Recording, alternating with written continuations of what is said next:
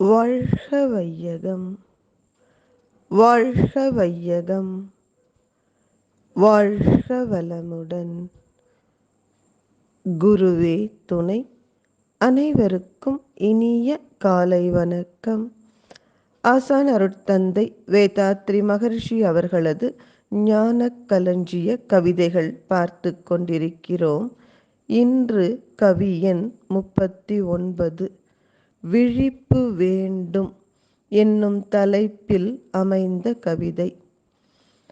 பிற மனிதர் பிற நாட்டு சுதந்திரத்தை பறிக்கும் பெரும் பிழைக்கு தனியார் சொத்துரிமை முறை மூலம் அறம் பேசி கபடமுடன் ஆண்டவனை பேசி அறிவினது கூர்மையினால் மனிதரை வஞ்சிக்கும் திறமுடையோர் மூலதன உரிமையினை காக்க, தெய்வம் என்ற பெயர் சொல்லி பிழைப்போரை காக்க, புறம் பேசி சதித்திட்ட செயல்களினால் ஆட்சி பொறுப்பேற்க முயற்சிப்போர் விழித்திருப்பீர் உலகில். இன்னும் ஒரு 2 வாரங்களே தேர்தலுக்கு இருக்கிற இந்த சூழலில் இந்த கவிதை மிக பொருத்தமான கவிதை என்றுதான் சொல்ல வேண்டும்.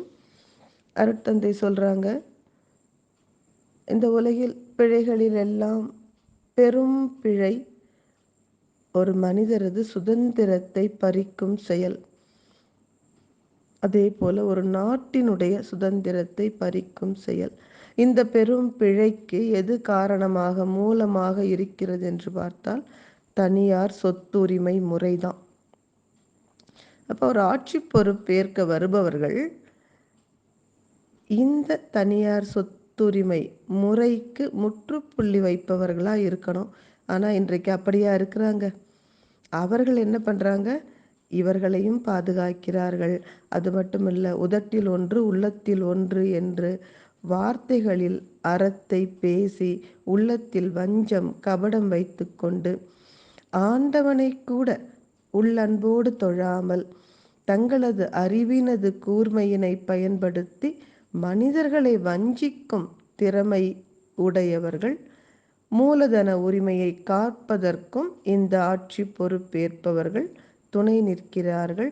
அது மட்டுமல்ல, தெய்வம் என்ற பெயரை சொல்லி அப்பாவி மக்களை ஏய்த்து பிழைப்போரை காப்பதற்கும் இவர்கள் துணை நிற்கிறார்கள். இப்படிப்பட்ட அப்பாவி மக்களை சுரண்டுகிற கூட்டத்தோடு தாங்களும் கூட்டணி வைத்து கொண்டு புறம் பேசி சதித்திட்ட செயல்களினால் ஆட்சி பொறுப்பேற்க முயற்சிப்பவர்கள்தான் அதிகம். எனவே நீங்கள் விழிப்போடு இருந்து உங்கள் ஓட்டை பயன்படுத்தி நல்லவர்களை ஆட்சி பொறுப்பேற்க செய்ய வேண்டும். அனைவருக்கும் நன்றி. வாழ்க வளமுடன்.